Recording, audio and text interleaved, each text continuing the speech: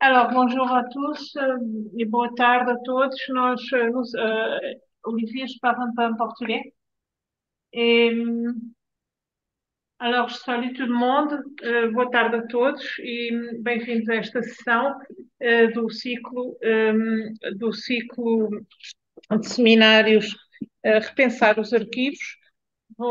Estou meramente a fazer esta abertura formal, porque vou passar o resto da palavra da sessão de abertura aos dois colegas que tiveram a ideia, montaram e organizaram este seminário, a Filipa Lopes e o Abel Rodrigues.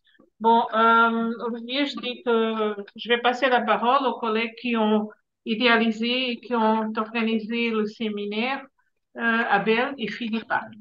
Et merci Olivier de ta présence, euh, même si virtuelle. Et aussi merci à Peko d'avoir accepté de commenter le texte. Merci et bonne session à tous.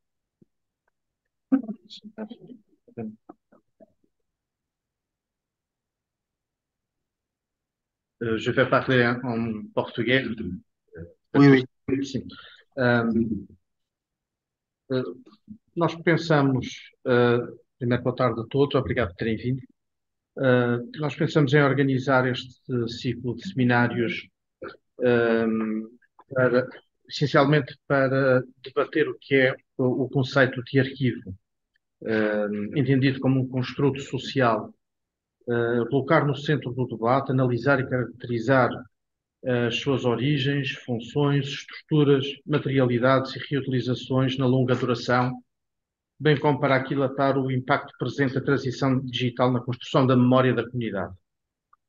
O que pretendemos construir é um espaço de debate interdisciplinar que convoca investigadores séniores de várias nacionalidades, da arquivística histórica à história, da ciência da informação aos archival studies, no sentido de promover um enriquecimento teórico e metodológico desse mesmo conceito de arquivo e das suas relações com as diversas áreas do saber. Pretendemos com isso fazer um espaço, construir um espaço comum de debate que se mantenha ativo e dinâmico e contamos realizar uma sessão por mês, tendo um conferencista de renome internacional, que fará uma conferência de 30 minutos a 45 minutos, mais ou menos, e um especialista português que fará os comentários a esse texto que lhe é entregue. Portanto, estaremos cá uma vez por mês até março de 2024, na sala de conferências do Arquivo Nacional da Torre do Tombo, e é certo que o resultado destas 6 conferências darão origem a um e-book revisto pelos pares no decorrer deste mesmo ano, 2024. Após o fim deste ciclo, realizar-se-á o Vínculo Project Archival Colloquium, cuja organização já se encontra a decorrer e que se realizará no Palácio Fronteira. Hoje temos 2 conferencistas connosco que muito agradecemos, e eu passarei a palavra à minha colega Filipa Lopes para os apresentar. Muito obrigado a todos. Boa tarde a todos. Je vais essayer de parler en français une fois qu'on a un invité qui est français. Professeur Olivier Poncet ne peut pas être présent ici aujourd'hui parce que malheureusement le vol a été annulé et c'est notre regret et c'est bon d'avoir sa présence même que virtuellement. Professeur Poncet est un spécialiste archivistique qui est professeur à l'École nationale des chartes et il va faire une communication, une présentation sur les archives comme instrument de pouvoir. Et nous avons le plaisir d'avoir professeur Paul Codin, qui est professeur d'histoire moderne à la Faculdade de Ciências Sociais e Humanas da Universidade Nova de Lisboa, qui va faire le commentaire de cette communication de professeur Poncet. C'est un excellent thème pour commencer, pour initier notre cycle de séminaire. Et après cette séance, on espère d'avoir des questions et des idées pour débattre et pour pouvoir améliorer les questions de notre séminaire. Je remercie à tout le monde de la présence et je pense qu'on peut commencer. Ouais. Et je pense qu'on peut commencer. Je vais passer la parole à Monsieur Poncet. C'est parfait maintenant, Olivier. Merci. Merci. Allez. Alors. Caros colegas, señoras y señores, lamento saudarvos a partir de París, mas como deve ter percebido, a tecnologia do tráfego aéreo impediu-me de chegar a Lisboa. É uma grande decepção para mim e lamento não poder estar convosco no Arquivo Nacional. Gostaria de agradecer aos organizadores deste encontro, em especial a minha colega e amiga Maria de Lourdes Rosa, com quem tenho a sorte de partilhar dois valiosos doutorandos, Filipa Lopes da Silva e Abel Rodrigues, que muito contribuirão para o sucesso deste excelente programa, bem como ao meu colega Pedro Cardim, a quem agradeceu desde já os seus comentários críticos. Por último, peço desculpa pelo facto de falar em francês, pois penso ter falado mais português do que alguma vez falei e provavelmente mais do que os vossos ouvidos experientes conseguem suportar. Le sujet qui m'a été confié pour ouvrir ce séminaire annuel est probablement l'un des plus classiques qui soit, tant il touche à une définition presque ontologique des archives. À certains égards, quand je regarde le magnifique programme du séminaire, la conférence d'aujourd'hui introduit à toutes les autres, ou en tout cas, le thème proposé peut se rapporter à chacune d'elles. Je ne souhaite pas m'étendre en introduction sur la définition du terme de pouvoir. Cependant, comme vous le comprendrez vite, l'orientation que je donnerai à mon propos établira, au fur et à mesure que les exemples cités se rapprocheront des époques contemporaines, une forme d'équivalence avec le pouvoir central et étatique, même si je n'ignore pas que le pouvoir peut revêtir des formes multiples, qu'elles soient religieuses, économiques, sociales, de genre, de sexe, etc. Qu'il s'agisse du pouvoir d'un seul, du pouvoir de plusieurs ou du pouvoir de tous, qu'il soit souverain, qu'il soit délégué ou qu'il soit relatif. Dans tous les cas de figure, les archives sont associées au pouvoir.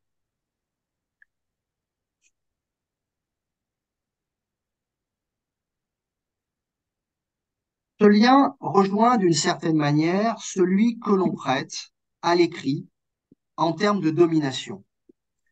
Claude Lévi-Strauss en fait même une forme d'invariant de la culture écrite chez les hommes. Et c'est la citation que je vous ai mise à l'écran, où il insiste effectivement sur le fait que le phénomène lié à l'apparition de l'écriture, c'est la constitution de sociétés hiérarchisées avec des maîtres et des esclaves.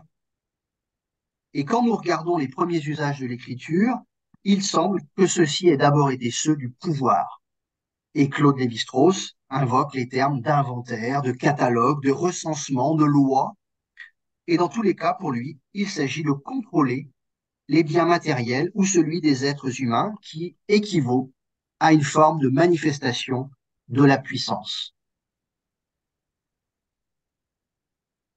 On le sait toutefois, écrit et archives ne vont pas nécessairement de pair. On peut ainsi beaucoup écrire et peu conserver. L'inverse peut exister, il est plus rare.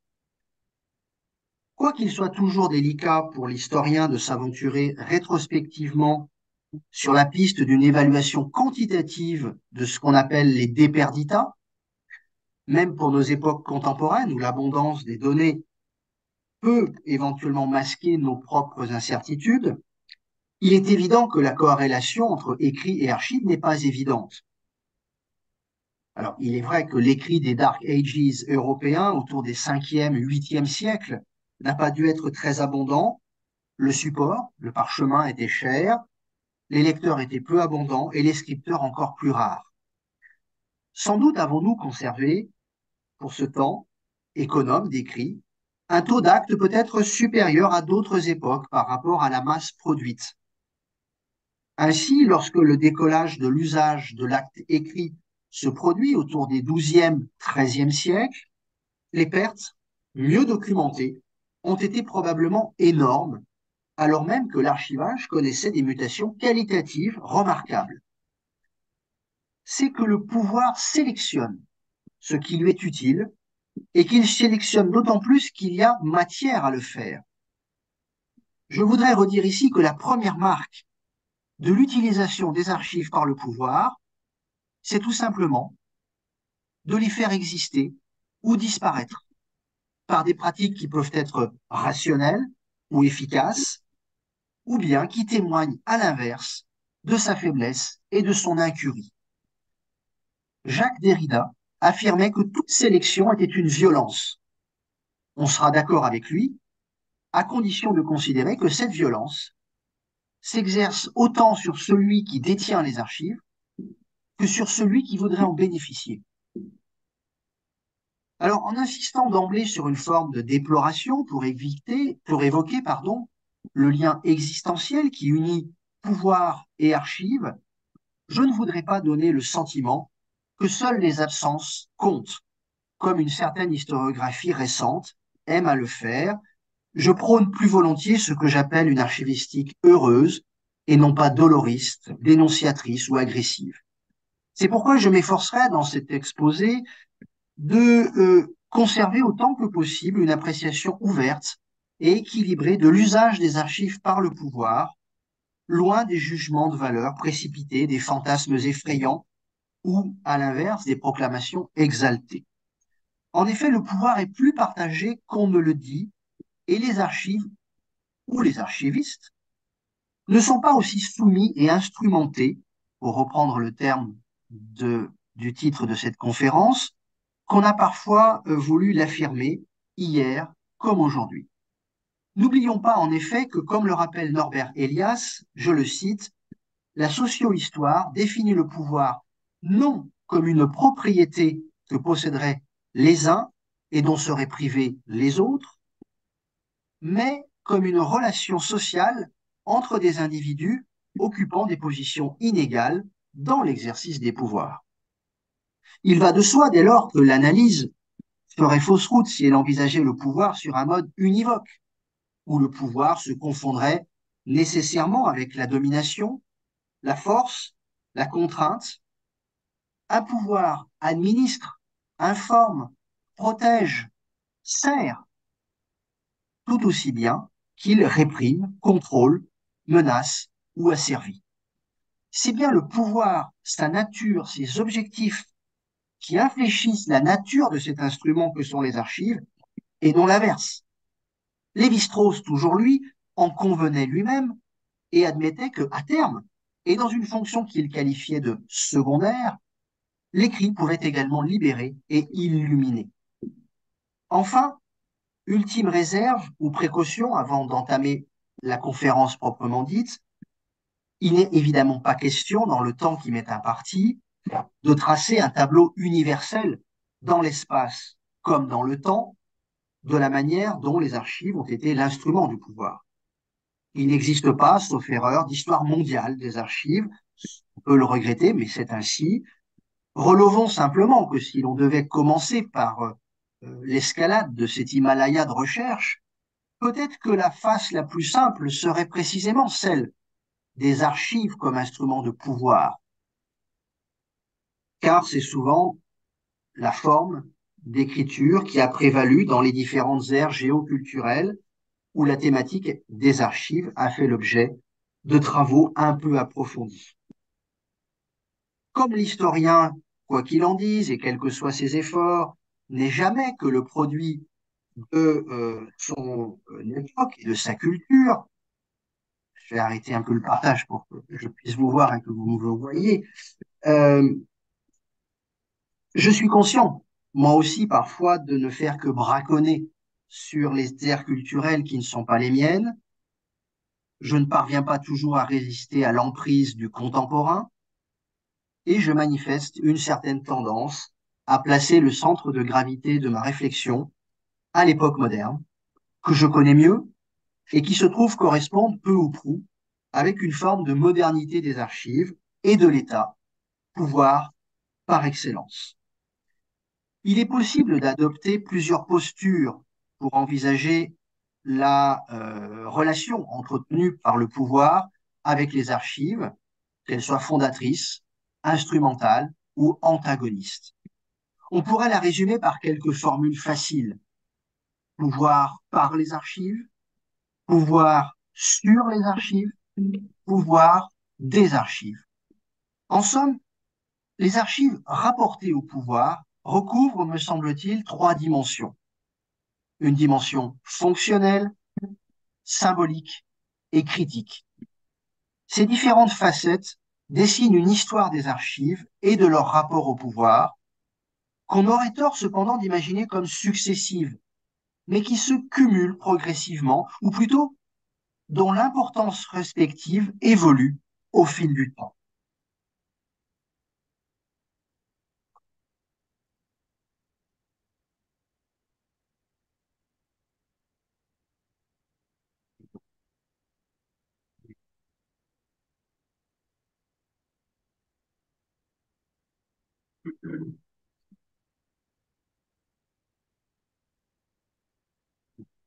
Ça va faire évoluer mon écran. La fonction première des archives est assurément d'aider à établir une forme de domination sur les hommes, sur la nature, et bien. Aussi loin que l'on remonte et aussi loin qu'on se déplace, de multiples exemples d'archivage, textuels ou non textuels, l'illustrent. Des gravures rupestres du Val Camonica au Quipus andin, en passant naturellement par les tablettes mésopotamiennes, matrices de l'idéal archivistique antique. Cette mémoire de lieux, de personnes, d'objets est souvent chiffrée et rappelle que posséder et gouverner, c'est aussi souvent compter.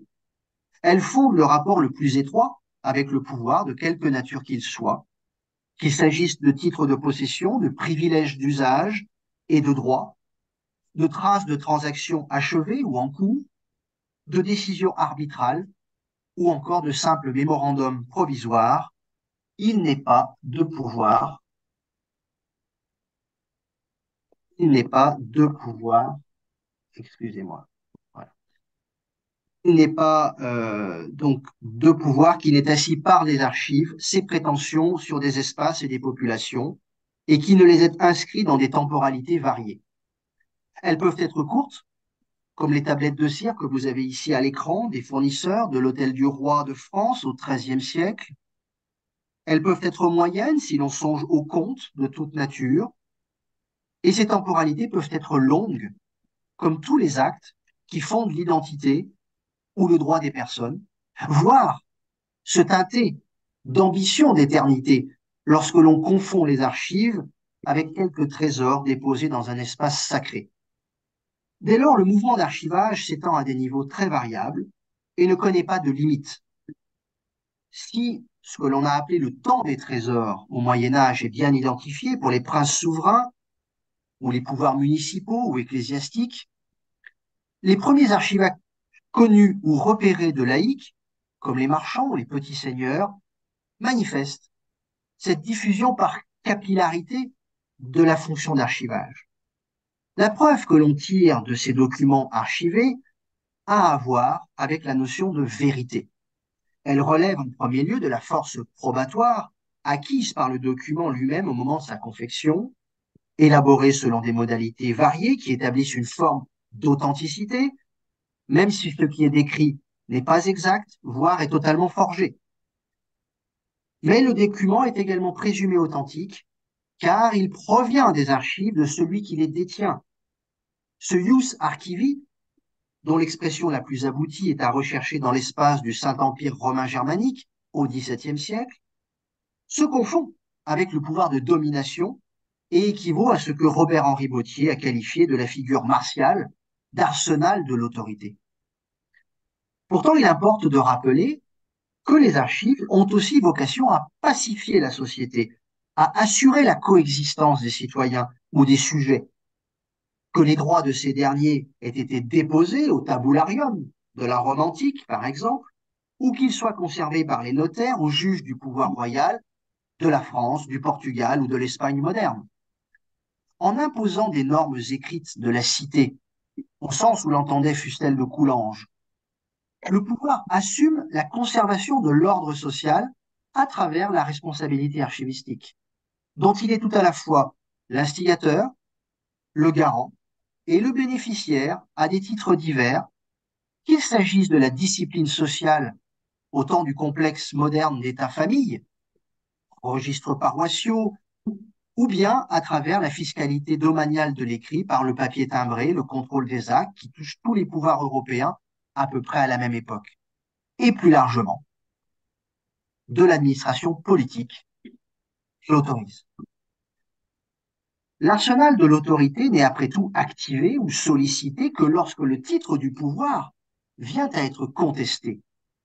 Celui-ci peut être soumis à l'appréciation de l'instance judiciaire au cours de procès, où se construisent par à-coups et parfois au cas par cas un discours d'ordre diplomatique, au sens de la diplomatique des actes, pour distinguer le vrai du faux, au besoin en versant l'argument de l'archivage au fond du dossier. Avec la notion d'administration, l'usage des archives se fait plus quotidien. Il convient ici de s'arrêter un instant sur les questions de vocabulaire. Dans l'acception désormais classique de l'archivistique française, les archives existent dès le moment de la création du document posé sur un bureau. À la différence de l'archivistique d'inspiration anglo-saxonne qui distingue les records des archives, la vie des archives ne connaît donc pas de transmutation, mais seulement un vieillissement lié à la valeur d'usage, spécialement administrative, des documents qui distinguent archives courantes, intermédiaires et définitives. Pour l'administration, les archives sont un instrument de connaissance de premier ordre. Ils fournissent à l'État une intelligence archivistique, archival intelligence, pour reprendre les termes de Filippo De Vivo. Lire et relire les archives constitue une activité de grande importance pour tous les pouvoirs. Les recueils, les résumés, les tables, les compilations, les cartulaires, les chroniques, les terriers, les inventaires, les catalogues, les bases de données, tout cela sont des témoins de ce vaste mouvement de maîtrise de l'information ou de volonté de maîtrise de l'information associé à tout pouvoir qui se respecte. Les formes documentaires qu'il revêt sont comme la marque d'expressions politiques et juridiques successives, qu'il s'agisse de la féodalité du Moyen-Âge, comme des Lumières ou de l'État moderne. Le développement de la raison d'État en Europe au cours des XVIe et XVIIe siècles est ainsi étroitement associé à la matière documentaire. Tour à tour dissimulé et rendu public pour mieux asseoir une forme de domination territoriale et politique.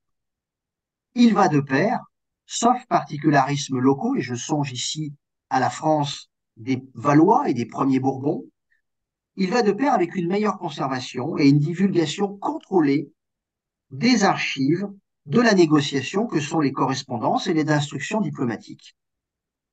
À l'époque moderne et tardivement jusqu'au XIXe siècle, les dominations et les constructions impériales et coloniales des puissances européennes, Portugal compris, sont d'abord celles d'une histoire, des savoirs et des catégories intellectuelles, au moins autant que la réalité d'une occupation territoriale. À l'ère contemporaine, l'administration des archives dans les territoires coloniaux constitue du reste souvent l'un des instruments de pouvoir les plus efficaces dont disposent les responsables du pouvoir politique local. L'archiviste d'un gouverneur français en Afrique occidentale ou en Indochine est souvent l'un des rares personnels scientifiques de l'administration coloniale, et il se voit ainsi confier des tâches qui excèdent sa propre sphère de travail pour la mener à formuler des solutions de gestion de la documentation administrative. Faut-il pour autant parler d'archivocratie et hisser le statut des archives au niveau où ce sont les bureaux dans le cadre d'une bureaucratie telle que l'envisage Max Weber? La question mérite d'être posée, spécialement pour les aires qui ne sont pas régies par des règles multiséculaires où règne la registrature, justement au pays de Weber. Les États italiens des XVe et XVIe siècles auraient ainsi mis en place une administration par les archives qui reflète l'importance prise par la négociation diplomatique et le gouvernement par l'épistolaire dans ses pouvoirs de taille moyenne et contraints à partager un même territoire d'influence. Notons seulement que les progrès de la bureaucratie et de l'efficacité administrative, particulièrement fiscale, dans la France du XVIIIe siècle, aux Lumières, reposent sur le recours potentiel, effectif ou supposé, aux archives des notaires et des insinuations dans les grèves des tribunaux. Et le bon gouvernement, cher à la République de Sienne du XIVe siècle, se nourrit aussi d'une bonne gestion de l'information, comme l'indique la gestion, par exemple, au cours du XVIe siècle, en Toscane toujours, du Scritorio Segreto par le grand-duc comme Ier, pour qui, je cite, la mémoire des choses anciennes est indispensable au bon prince, car sa domination doit corriger les fautes et récompenser les vertus de ses sujets. De l'administration au contrôle, il n'y a en effet qu'un pas que les pouvoirs franchissent aisément au moyen des archives, comme le savent pertinemment les historiens des pouvoirs totalitaires contemporains, où les archives ont joué un rôle décisif dans la surveillance des populations et l'arrestation des groupes d'opposants ou de communautés pourchassées. On le sait, le savoir policier, au cours des XVIe et surtout XVIIe et XVIIIe siècles, est un moment important où se dégage la notion moderne de police. Il constitue même le nec plus ultra d'un État moderne, organisé et maître chez lui. De Paris à Naples, en passant par Londres et Venise, et probablement Lisbonne, que je ne connais pas, mais où j'imagine volontiers une police bien organisée, il n'y a pas de pouvoir étatique fort qui ne se munisse alors d'une administration dotée d'une capacité d'enregistrement des éléments minimaux sur la résidence, par exemple, l'identité ou les actions d'individus placés, pour des raisons différentes, sous la surveillance des autorités. Qu'ils se nomment alors lieutenant général de police, comme à Paris, ou inquisiteur d'État, comme à Venise, l'efficacité de ces institutions repose sur une capacité à solliciter leurs archives dans des temps brefs. Par la suite, les progrès de l'organisation documentaire, dont vous avez un exemple dans la photo, ont fait évoluer leurs outils archivistiques, des dossiers aux fichiers, puis aux bases de données aujourd'hui, qui font de la fiche, élément central de cette connaissance, l'emblème d'une surveillance policière au service d'un ordre public qui relève autant de la répression que de la protection. L'ambivalence fonctionnelle des archives est donc avérée. Elle est également présente dans leur dimension symbolique. Comme les institutions, les archives ne se réduisent pas à une matérialité, qu'on oublie parfois, mais qui n'est pas l'intégralité de ce que disent les archives. Elles ne se réduisent pas non plus à des usages administratifs ou judiciaires. Elles possèdent une charge symbolique, un imaginaire, qui peut aller jusqu'aux émotions parfois passionnelles qui régissent leur rapport au pouvoir. Leur organisation et leur possession en particulier reflètent un discours éminemment politique. En usant et en abusant de l'ouverture étymologique, Jacques Derrida en avait même fait un argument pour situer les archives au cœur même de la notion d'ordre. Et c'est la citation que vous avez ici traduite en portugais par Abel et Philippa, que je remercie de leur participation à cette conférence. Il rappelle effectivement que dans le terme grec de arché, on y trouve à la fois des notions de commandement et des notions de commencement. Et de là découle effectivement une étymologie qui peut nous rapprocher des archives et de la loi, d'où le principe nomologique cher à Derrida. La question de la localisation spatiale, aussi bien qu'institutionnelle, constitue la première perception symbolique des archives du pouvoir. Elle est un objet de questionnement fréquent de la part des historiens qui cherchent à la fois la nature des archives et l'exercice même du pouvoir. L'emplacement spatial, le choix des bâtiments réservés aux archives au fil des siècles et des millénaires, en dit long sur l'intention du pouvoir, qu'il s'agisse de les magnifier par des palais ou des temples ad hoc, de les retenir à proximité de l'exercice de la délibération ou du culte, comme les trésors des villes ou des églises, ou à l'inverse, de les reléguer marginalement dans quelques lieux excentrés ou dans des locaux de facture ordinaire, voire médiocre. L'observation ensuite du positionnement institutionnel des archives n'est pas moins intéressant, qu'il s'agisse d'un service unique ou démultiplié, d'un service intégré au fonctionnement du producteur, ce qui est le cas le plus fréquent pendant très longtemps, ou d'un service propre et autonome, comme c'est le cas aujourd'hui dans nos sociétés contemporaines. Aucune formule d'organisation n'est en soi univoque et définitivement explicative. Par exemple, la constitution d'un service distinct, autonome, n'est pas le signe forcément d'une modernité. Songeons au Trésor des rois de France, qui sont des services autonomes si on veut les regarder correctement. Ce n'est pas non plus un service de transparence plus grande.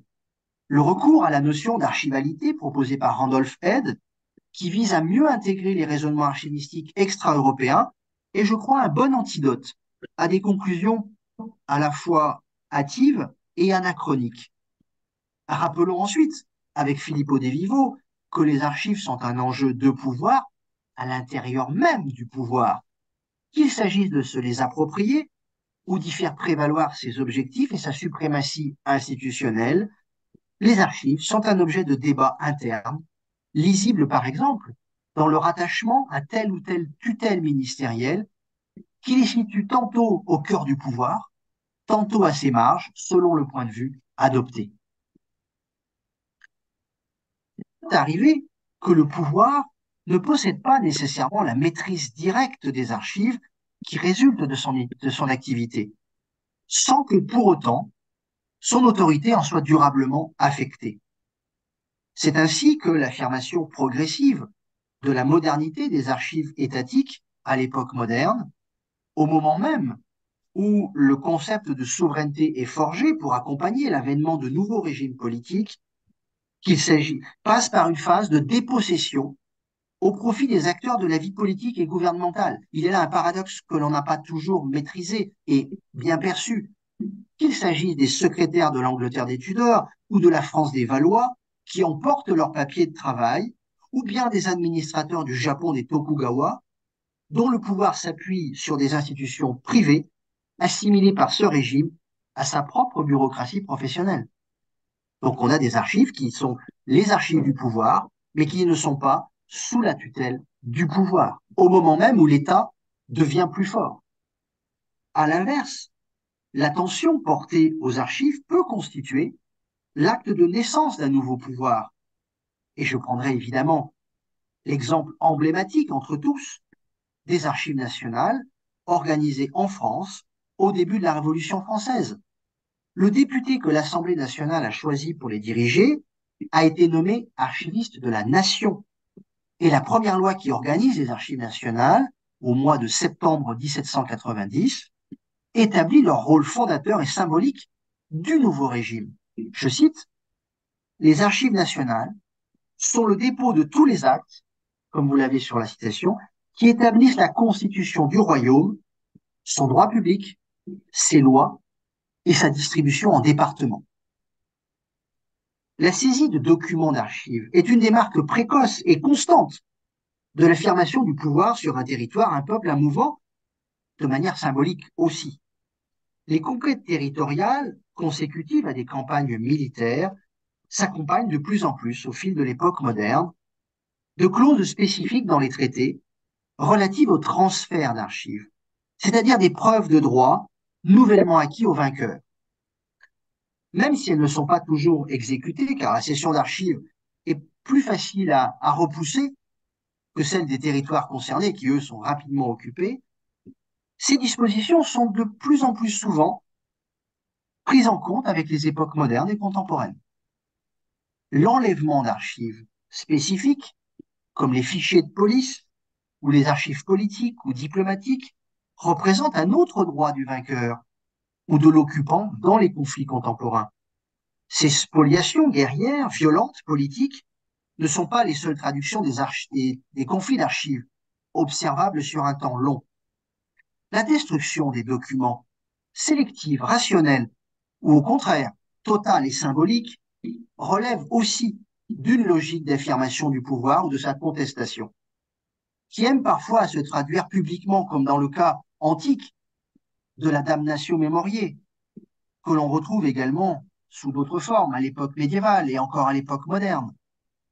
Soumettre une ville, supprimer une dynastie et son pouvoir sur un territoire, s'opposer à une confession religieuse, changer de régime politique, faire oublier une révolte, tout est bon pour mettre à contribution la symbolique efficace des archives. En dépit de ces appétits divers pour les archives de l'autre, il importe de nuancer la valeur de ces archives que l'on s'approprie ainsi, car nombre d'entre elles n'ont guère été exploitées par le nouveau propriétaire. Soit qu'il n'en ait pas eu le temps, soit qu'il ne les ait pas comprises, ça peut arriver, soit que leur durée d'utilité réelle ait été dépassée, soit enfin qu'il lui ait suffi de les posséder. L'aspect performatif des archives est en effet un élément qui a été trop peu souligné dans l'historiographie, mais qui a été pourtant puissant pour faire exister les archives. L'accumulation de documents, la présomption de conservation totale de la mémoire d'un État, d'un territoire, d'une ville, suffit parfois à assurer au pouvoir un respect et une domination qui n'exigent pas de produire les titres et papiers ainsi conservés. Ainsi, aucune règle n'impose aux chambres des comptes médiévales et modernes en France de conserver les comptes apurés, régulés, contrôlés, ainsi que les pièces justificatives vérifiées au-delà du temps des opérations de contrôle. Et pourtant, on le sait, ces gisements documentaires sont parmi les plus importants qui nous aient été transmis, alors même que leur valeur d'utilisation, immédiate ou différée, était pratiquement nulle. De la même façon, les instruments de recherche, inventaires, résumés de synthèse, fabriqués en abondance dans les archives de certains États italiens au XVIe siècle, n'ont pas réellement joué le rôle politique que s'en promettaient leurs auteurs, mais ont davantage occupé une fonction psychologique, assimilable à un outil de lutte contre la peur du déclin. Ils étaient sans doute davantage des monuments nostalgiques du passé que des outils actifs d'une intelligence archivistique qui supposerait une conscience et une rationalité plus visibles. Il en va de même des archives de famille dont Maria de Lourdes Rosa a montré que l'accumulation constituait un capital symbolique, désiré et redouté tout à la fois, objet de convoitise successorale, aussi bien que de sérénité patrimoniale pour ses détenteurs. Le document écrit possède en effet un rayonnement insoupçonné, parfois contre-intuitif lorsque l'on raisonne sur des pouvoirs totalitaires, dont on pourrait penser que leur souci principal est précisément de faire disparaître ce qu'on pourrait appeler les preuves de leurs crimes. De nombreux cas témoignent en effet que seul un collapsus politique et militaire brutal et advenu conduit certains responsables, en général subordonnés et proches de l'action et des archives, à détruire les documents en leur possession. Mais plus on monte haut dans les hiérarchies politiques et institutionnelles, et plus on a de chances de conserver les traces de décisions lourdes de conséquences. Je songe par exemple à cet ordre d'exécution signé par Staline du massacre de Katyn des officiers polonais au cours de la guerre de la Seconde Guerre mondiale.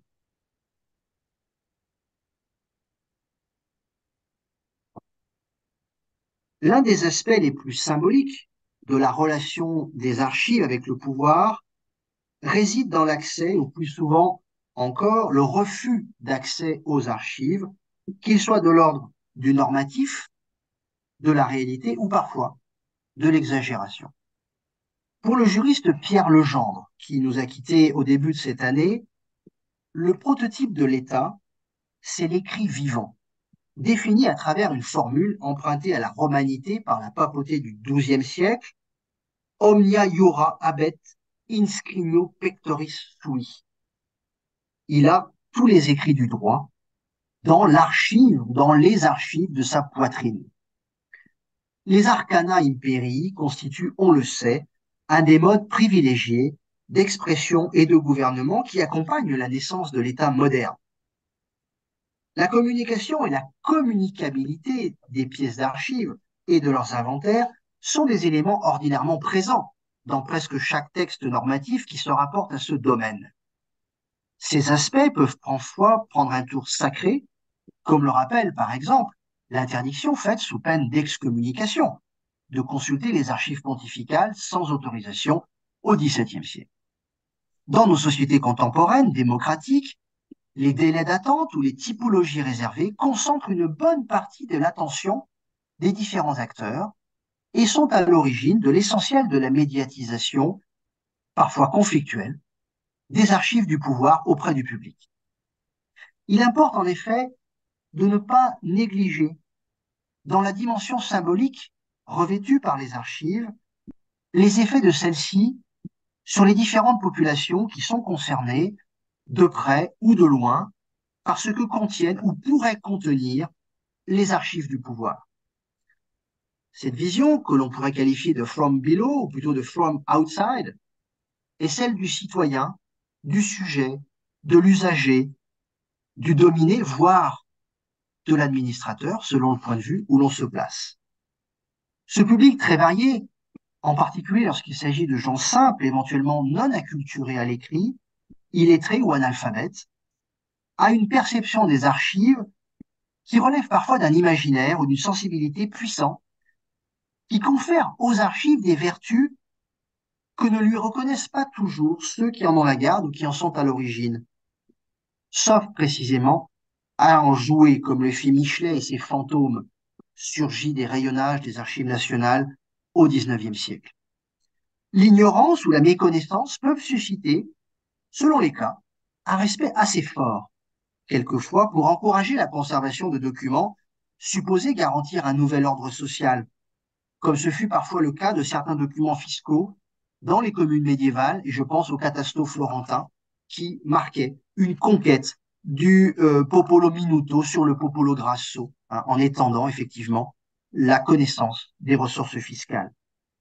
Au contraire, les archives peuvent inspirer une crainte qui peut conduire parfois à des mouvements populaires qui cherchent leur destruction, comme ce fut le cas par exemple des brûlements de chartriers féodaux à l'époque révolutionnaire en France. Dans les cas très délicats de demande de consultation de dossiers de maternité ou d'accouchement sous X, le rapport aux archives du pouvoir se double d'une intimité blessée, angoissée ou inquiète, dont sont chargées les archives du pouvoir autant que le pouvoir lui-même. Les enjeux autour des archives peuvent conduire au déchaînement des passions, parfois érudites, judiciaires, comme ce fut le cas dans la France du XVIIIe siècle, où les savants, les juges, les théologiens, les nobles et le roi firent des archives une dramaturgie et un champ clos de leurs affrontements et de leurs ambitions pour prouver et dire le vrai. Les archives sont une arme offensive et défensive pour le pouvoir. Leur orientation et leur usage ne sont toutefois pas univoques, je le redis. Un pouvoir qui cède devant un opposant qui prend sa place peut soudainement se retrouver à la merci de ses propres archives retournées en quelque sorte contre lui-même. La force de subversion des archives par d'autres pouvoirs est puissante. Il n'y a guère de limite à l'usage critique des archives. Qu'il s'agisse d'en faire un porte-voix au secours du pouvoir, détenteur et producteur, ou de s'en servir pour infléchir, nuancer, voire combattre ce même pouvoir, jusqu'à opérer une forme de contre-pouvoir par les archives. L'usage critique des archives n'est pas antagoniste du pouvoir, qui est bien souvent le premier à s'en saisir pour en divulguer un discours construit, ad hoc, qui sert sa politique. Cette propagande par les archives constituerait même l'un des objectifs majeurs de ces dernières pour assurer une forme de mémoire magnifique du pouvoir, et ce dès les temps plus anciens, si l'on en croit l'anthropologue James Scott, qui a caractérisé les archives comme des outils documentaires glorifiant l'histoire de l'État qui leur a donné forme. Cette fonction de remémoration constructive et constitutive d'un pouvoir, désireux de fonder non seulement l'ancienneté de sa domination, mais aussi l'innovation introduite par ses actuels détenteurs, a été ainsi amplement démontrée à partir de la Leitura Nova de Manuel Ier au Portugal, étudiée par Randolph Head. Des analyses identiques peuvent être conduites pour des époques similaires, voire un peu plus longues, à propos par exemple des annales coréennes de la dynastie Joseon. La création des premiers grands dépôts modernes au XVIe siècle répond peu ou prou aux mêmes objectifs, même si ces derniers ne sont pas évidents, comme l'a souligné Arndt Brennecke à propos des archives de Simancas, dont il a pointé ce qu'il appelle l'ambiguous agenda, entre arsenal d'autorité, ou aller chercher des éléments historiques et politiques, et en même temps prison de papier de la puissance étatique selon le règlement que Philippe II édicte en 1588. Il arrive que le pouvoir construise un projet total où la saisie des papiers, leur enfermement et leur divulgation maîtrisée soit construit dans un mouvement unique, comme l'a démontré, vous l'avez ici en photo, Napoléon Ier, qui a fait saisir les papiers souverains des différents territoires soumis à son autorité impériale afin de les concentrer dans la capitale parisienne, où un palais devait les accueillir. Il n'a jamais été construit, tandis que son archiviste Donou était chargé de les exploiter pour fournir un discours politique sur le destin de la France napoléonienne. Sans aller jusqu'à ces solutions extrêmes, la plupart des pouvoirs ont accompagné le désir naissant des savants de toutes origines, ecclésiastiques, judiciaires, administratives, de s'appuyer sur des documents originaux pour l'écriture de l'histoire. Des commandes à des historiographes, des soutiens éditoriaux sollicités de part et d'autre, des créations institutionnelles, académies, écoles, comme l'école des Chartes, ont été les marques les plus nettes de ce que le pouvoir a demandé aux historiens par les archives et pour les archives. L'école des Chartes, je la citais, a d'abord été un projet napoléonien, que la Restauration qui lui a succédé a repris à son compte pour inscrire son pouvoir politique dans la longue durée du Moyen Âge, où les chartes étaient synonymes de liberté retrouvée. Et tous les régimes politiques que la France a connus par la suite ont facilité l'usage des archives au service d'une histoire destinée à relier leurs ambitions politiques, qu'il s'agisse de la monarchie de Juillet, du Second Empire ou de la Troisième République. L'écriture de l'histoire par les archives ne dépend pas en effet uniquement de la volonté des archivistes. On sait combien l'offre d'instruments de recherche, leur disponibilité, leur écriture orientent considérablement la manière dont on use des archives. Michel Foucault a insisté sur le fait que les archives sont le produit et la source d'un pouvoir épistémique par le savoir classificateur, donc hiérarchique et dominateur par nature, que les archives possèdent à l'insu parfois de ceux qui en font usage. Il a fallu beaucoup de temps pour déconstruire ou mieux comprendre le discours institué par les archives, par exemple celle de la justice, où la parole de l'institution brouille et modifie la voix des justiciables. Ce travail de distanciation des historiens avec le pouvoir institué des archives commence en réalité dès le moment où s'élaborent les règles critiques modernes. Lorsque Jean Mabillon publie en 1681 son De Re Diplomatica, pourtant inscrit dans une démarche de soumission volontaire au pouvoir, puisque le livre est dédié au grand ministre Colbert, Mabillon fournit aux historiens les armes critiques pour se libérer de la pesante domination du ius archivi. Et il les autorise ainsi à se saisir de toutes les sources existantes pour élaborer leur récit du passé. En faisant porter la valeur d'usage sur le document et non sur le lieu de conservation, Mabillon ouvre un champ immense des possibles archivistiques où les archives sont mises en doute a priori, mais peuvent servir tous les usages. Dès lors qu'il a été admis de part et d'autre du pouvoir que, pour paraphraser Clausewitz, la recherche en archives n'est que la continuation de la politique par d'autres moyens. Dans ce combat, désormais permanent pour le pouvoir sur les archives, et ce sera mon dernier propos, sur les archives et par les archives, le positionnement des archivistes a évolué. D'abord placés étroitement, voire exclusivement dans la main du pouvoir, ils ont progressivement acquis des marges de manœuvre. La tentation de divulgation, pour des raisons plus ou moins avouables, jointe à l'engouement pour l'utilisation historique des documents archivés, a conduit certains archivistes de l'époque moderne à franchir la ligne rouge pour se retrouver accusés de conspirer contre le pouvoir dont ils gardaient les archives. Par exemple, Michele Lonigo, premier archiviste de l'Archivio Segreto Vaticano au début du XVIIe siècle, a été pourchassé et a été condamné. La professionnalisation de la fonction à partir du XIXe siècle a conduit les archivistes à une relative autonomie vis-à-vis du pouvoir.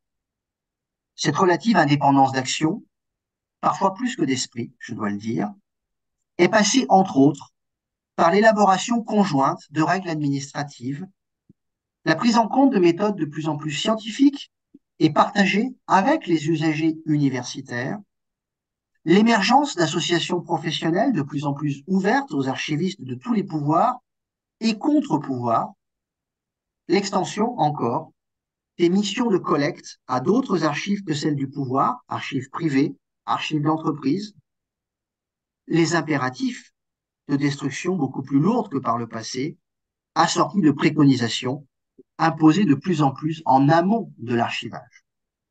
Tant et si bien que l'archiviste a pris conscience de sa valeur décisive et, disons-le, de son pouvoir propre.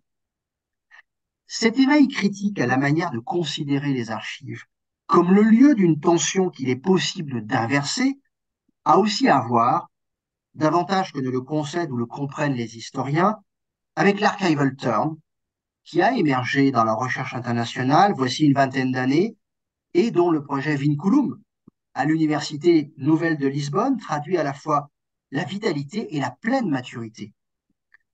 Depuis les objurgations d'Howard Zinn formulées en 1977, au sortir de la guerre du Vietnam et du scandale du Watergate, et le fameux Who Controls the Past, énoncé en écho aux intuitions orwelliennes par Hélène Samuels en 1986, les archivistes sont résolument entrés dans une nouvelle voie, destinée à faire évoluer fondamentalement le rapport que le pouvoir entretient avec ses archives. Sans même le secours d'une théorie postmoderne, qui a certes joué son rôle dans le retournement intellectuel du regard porté sur les archives, les archivistes ont prolongé leur autonomisation pour tenter de faire échapper les archives du pouvoir à leurs conditions instrumentales et leur restituer une forme de neutralité, voire, pour certains, à les poser en contre-pouvoir.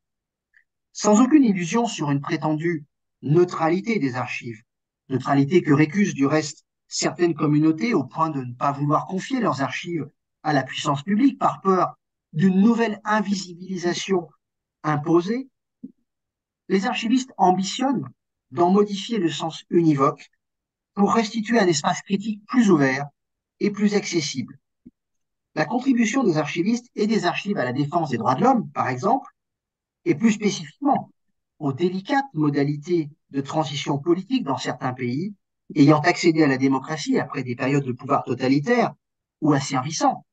On songe évidemment aux pays de l'ancien bloc de l'Est, à l'Afrique du Sud et certainement au Portugal, que je connais mal, a ainsi été décisive.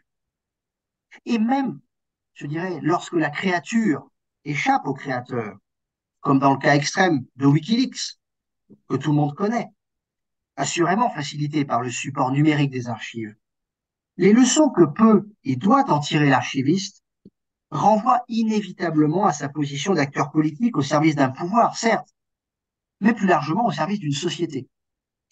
Cette responsabilité sociale que l'archiviste s'est découverte et s'est donnée n'abolit pas la dimension instrumentale des archives. Elle ne fait pas disparaître leur dimension fonctionnelle, symbolique ou critique dont il a été question. Mais elle autorise plus nettement à voir ce que les archives font du pouvoir, ou pour le dire autrement, quel est leur pouvoir. Rendre des comptes est ainsi devenu probablement le premier impératif des archives en tant qu'instrument du pouvoir. Pour le producteur conservateur, certes, mais aussi pour l'archiviste, dont les actions multiples, la collecte, le tri, la description, la communication, sont de plus en plus soumises à la transparence et jusqu'aux utilisateurs, toujours plus fréquemment invités à fournir les ressorts de leurs usages et de leurs modalités de recherche. Je vous remercie.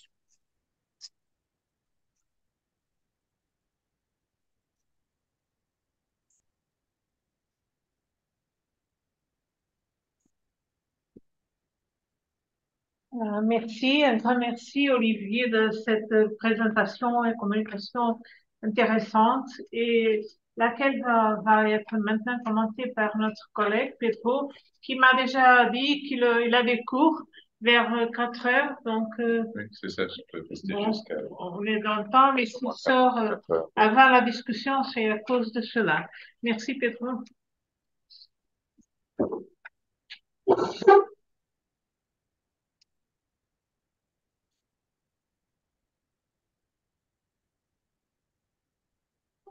Bon, bonjour à tous et à tous. Bonjour Olivier, c'est dommage qu'on peut pas se voir en présent, mais tu m'entends? Oui, je t'entends bien. Ok, très bien. Bon, c'est un grand plaisir d'être ici et participer dans ce cycle de conférences. Comme Olivier Poncet a dit, le projet Vinculum, c'est une excellente démonstration de la vitalité, la maturité de ce champ d'études. Et donc, ce que je dois faire de cette occasion, c'est pas seulement remercier, mais aussi féliciter Lourdes Rose et l'équipe de Vinculum pour l'excellent travail qu'ils ont développé jusqu'à ce moment. Bon, pour aller directement au motif de ma présence ici aujourd'hui, commenter ce beau texte de Olivier Poncet, Les archives comme instrument de pouvoir. J'ai préparé une intervention courte et je vais lire pour faire la gestion plus efficace du temps que j'ai disponible pour mon intervention. Bon, la réflexion que nous venons d'entendre menée par Olivier Poncet est très révélatrice à la fois de sa vaste connaissance en tant qu'historien avec une œuvre extrêmement importante pour l'étude de l'époque moderne et de son remarquable expérience aussi en tant qu'archiviste, paléographe et de renommée internationale. Il s'agit d'une présentation qui soulève de nombreuses questions extrêmement pertinentes concernant la place des archives dans la dynamique historique ainsi que dans le contexte actuel. Et bien sûr, comme nous venons d'entendre, au centre de cette présentation, c'est la problématique du pouvoir. Et c'est juste par là que Olivier Poncet commence, comme nous venons d'entendre. En commençant par une définition du pouvoir, Olivier Poncet souligne le lien étroit entre l'écriture, le pouvoir et la capacité de faire en sorte que les gens se comportent d'une manière spécifique et non d'une autre, pour reprendre une formulation bien connue de Michel Foucault. Cependant, tout en soulevant cette question, il souligne aussi également que les archives et l'écriture ne vont pas nécessairement de pair. La relation n'est pas ni linéaire, ni nécessaire. Il s'agit d'une mise en garde opportune qui reflète évidemment l'élargissement de la notion de l'archive et l'extension de cette catégorie à des ensembles d'informations bien au-delà du matériel écrit conservé. Faisant écho au débat le plus récent dans le domaine des études archivistiques, en particulier dans leur intersection avec la production historiographique, Olivier Poncet met en avant un autre aspect que je trouve fondamental de la relation entre, d'une part, l'exercice du pouvoir et, de l'autre part, l'histoire des archives. La capacité de sélectionner ce qui est conservé, ce qui est préservé, dans quelle façon est préservé pour la mémoire future. Tout en soulignant cette dimension, il avertit qu'il est important de ne pas accorder trop d'importance aux absences que l'on trouve dans les collections d'archives, comme le fait d'une certaine historiographie. De toute façon, je pense que ça, c'est un champ que peut-être on peut discuter dans le débat. La problématique des absences des archives qui sont révélateurs pas seulement par ce qu'ils proportionnent comme source d'information, mais aussi des choix, des absences, des lieux vides, des silences. Donc, je crois qu'on a là un champ pour discuter et pas nécessairement en ce qui concerne les contextes coloniaux, parce que ce sont des questions qu'on pose surtout des historiens qui travaillent la dimension du pouvoir dans une situation coloniale. Mais je crois que ces silences, ces absences, ces absences d'information, ça est aussi pertinent pour le contexte européen et l'histoire du pouvoir, soit à l'époque moderne, soit à la période médiévale. Et ça, c'est un point que je crois que Olivier Poncet souligne, et nous venons d'entendre ça. Olivier a parlé de ne pas faire une histoire pessimiste. Comment était Oui. oui, c'était comme ça, n'est-ce pas? Donc, j'ai bien aimé cette expression et je crois que c'est un bon prétexte pour une conversation après, pendant le débat.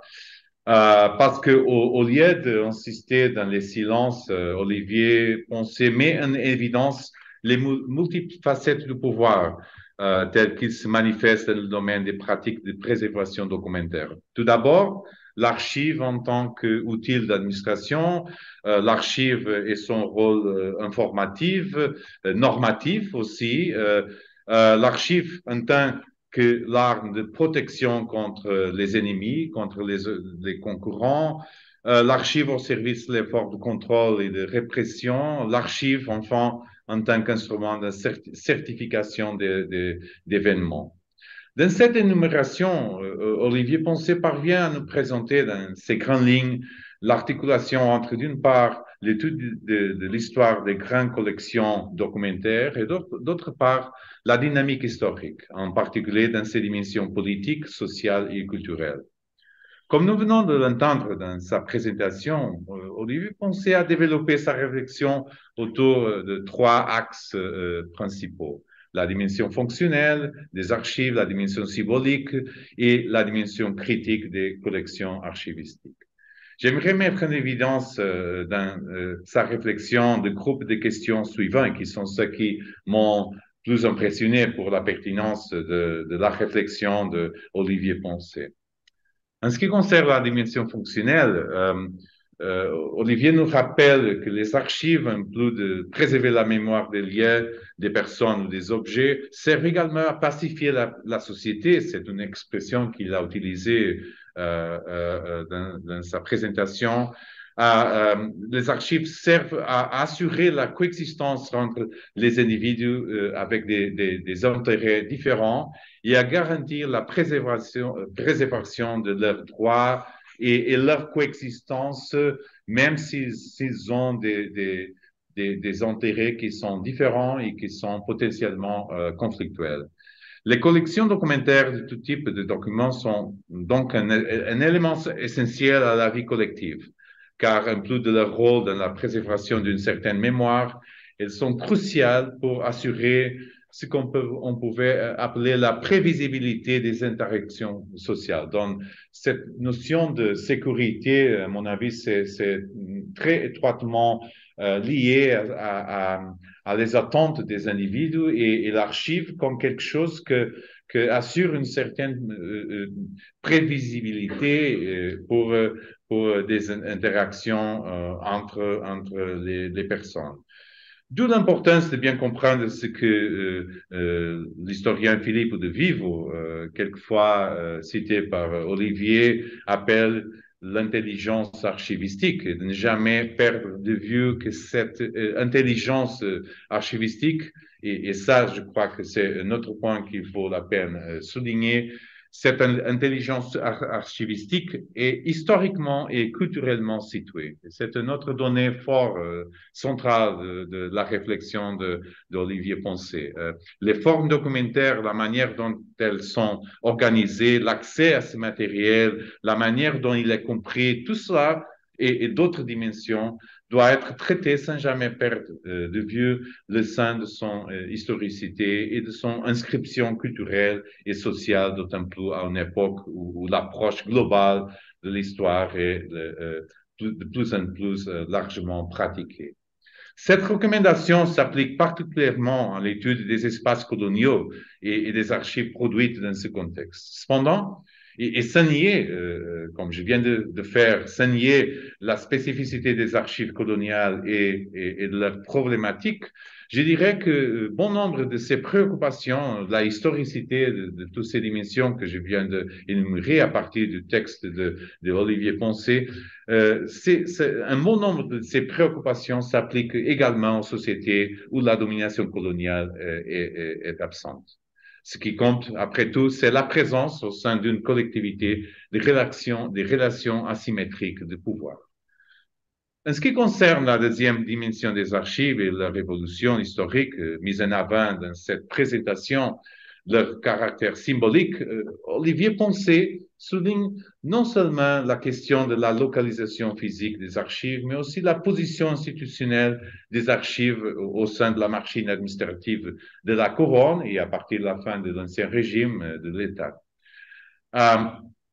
À cet égard, il s'appuie sur son vaste expertise en histoire institutionnelle et fait référence non seulement à la constitution des archives en tant que service individualisé au sein de l'appareil gouvernemental et administratif, mais aussi au développement dans diverses sociétés, et pas seulement occidentales, comme il est évident, de connaissances liées à la préservation de l'information, des documents.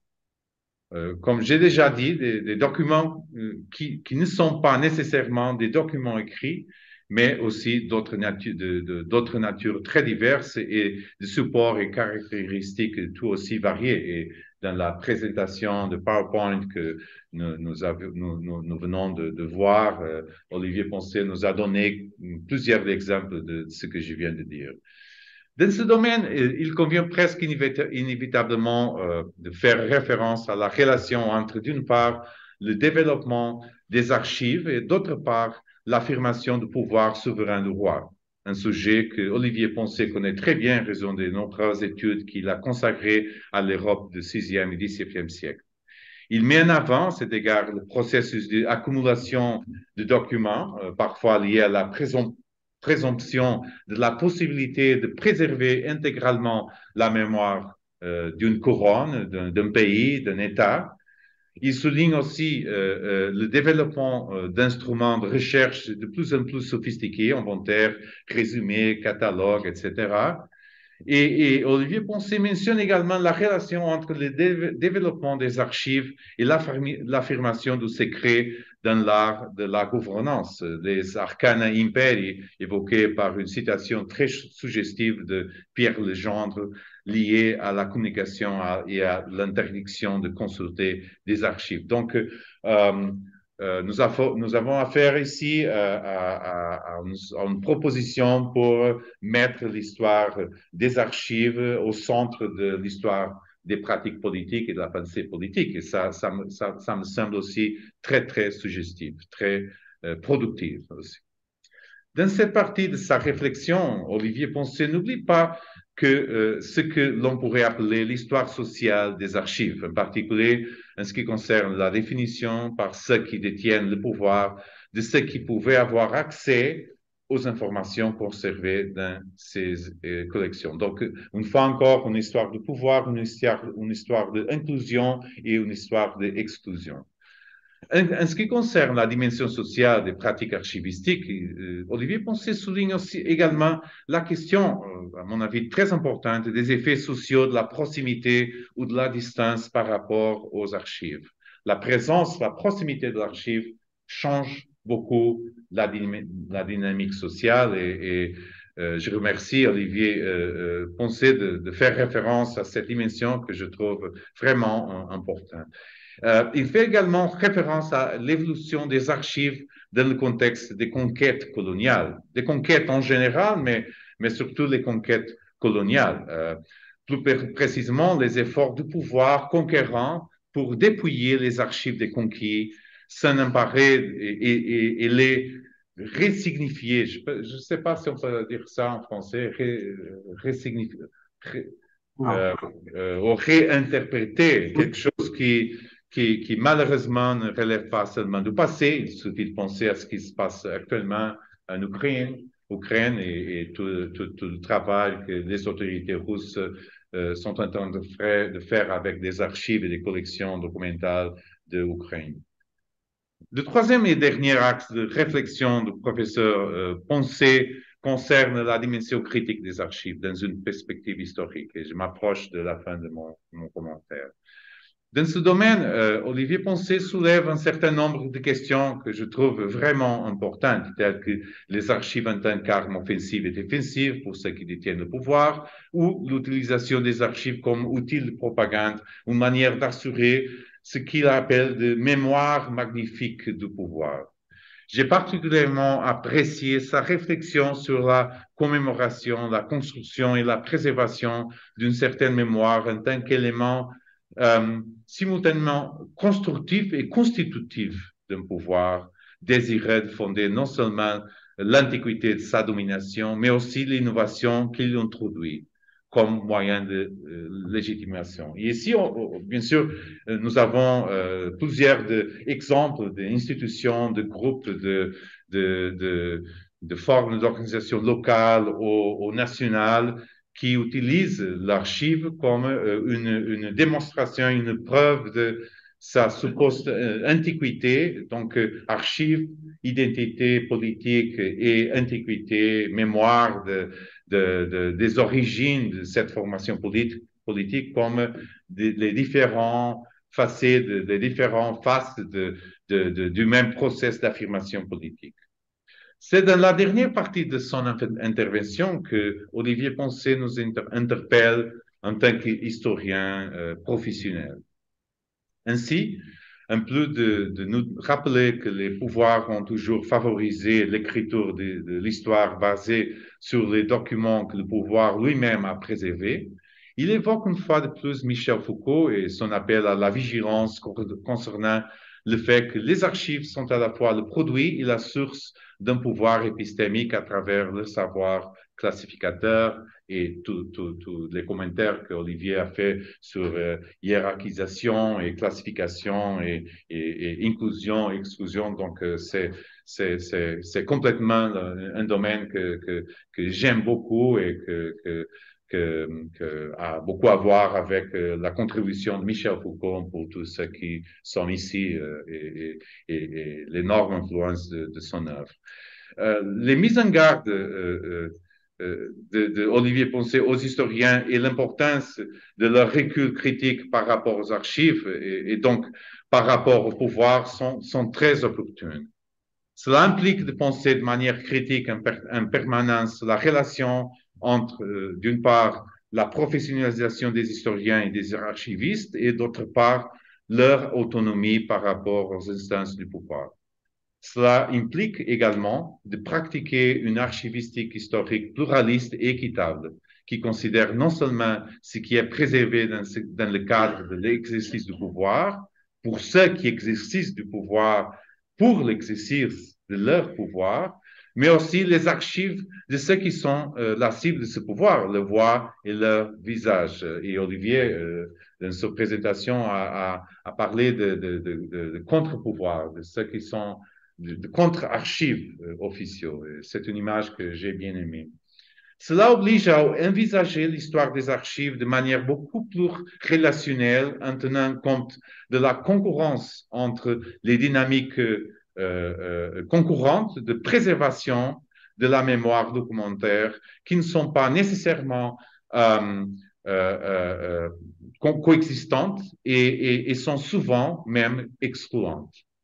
J'ai beaucoup apprécié l'importance accordée par Olivier Poncet aux efforts des archivistes engagés dans la lutte pour les droits de l'homme dans les dictatures et les États totalitaires. Devons-nous faire confiance aux archives qui ne sont jamais neutres, demande Olivier Poncet à la fin de sa présentation. Cette question est d'une actualité brûlante, d'autant plus à une époque où il y a tant d'exemples d'archives où, comme il a dit aussi, la créature a échappé à son créateur. En résumé, nous venons d'entendre une excellente présentation qu'Olivier Poncet nous a offerte, qui se termine par ce que l'on pourrait appeler un appel à la responsabilité éthique, sociale et politique, non seulement de l'archiviste, mais aussi, bien sûr, de l'historien. Merci beaucoup.